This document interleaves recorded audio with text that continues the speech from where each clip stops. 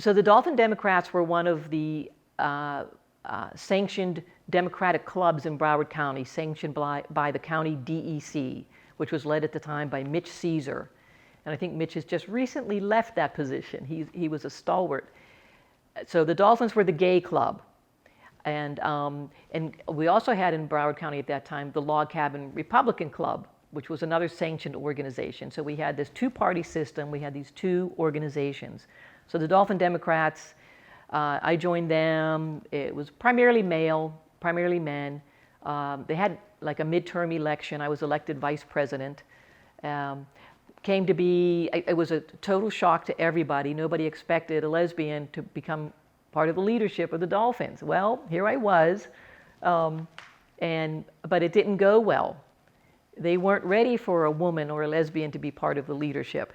I was totally excluded from any leadership, any activities. I couldn't contribute to the organization or the operation, which was very, very disappointing to me and the other lesbians in the organization.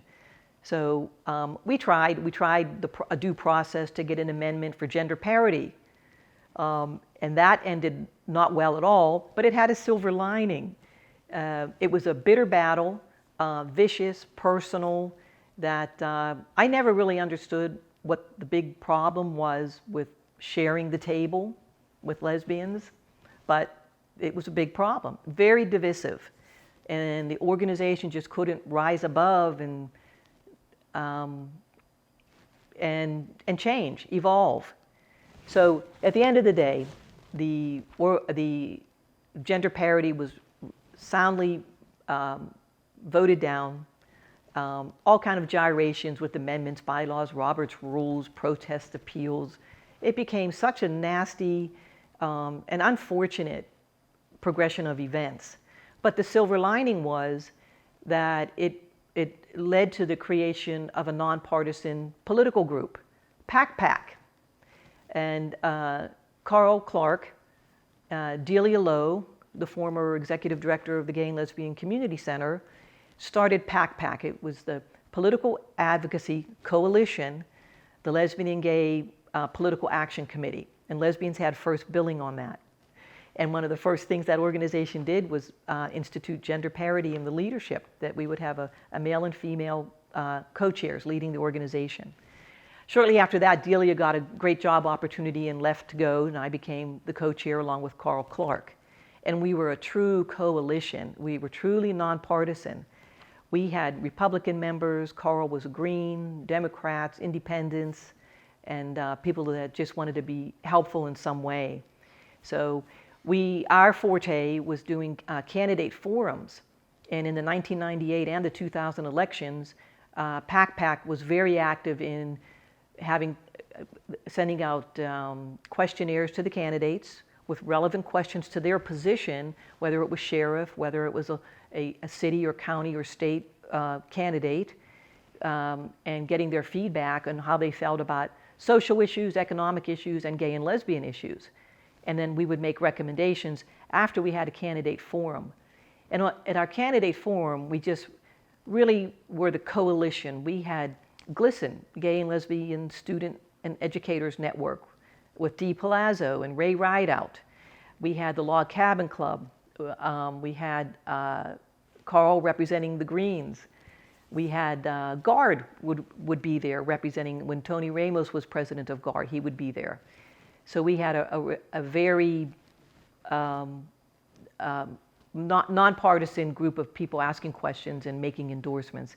And then we would distribute our palm cards throughout the community. We would mail them out, would drop them at the bars, the restaurants, and get them published in the local rags, so that we were able to make our endorsements and kind of elevate ourselves above that two-party system, where the Dolphins were not permitted to endorse anyone but a Democrat. Same thing with Log Cabin.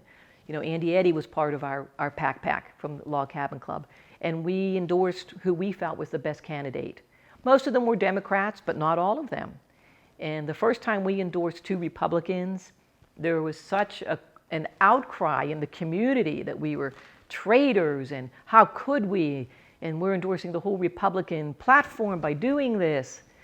But their candidate, their opponent, the Democrat, was against gay rights, was against a human rights ordinance. So there was no way we felt any obligation to endorse a Democrat who wasn't for us, when we had a Republican candidate who was for us and bettering our situation and making it legal and institutionalizing it. So PAC PAC had some great fundraisers. And again, it was about building relationships.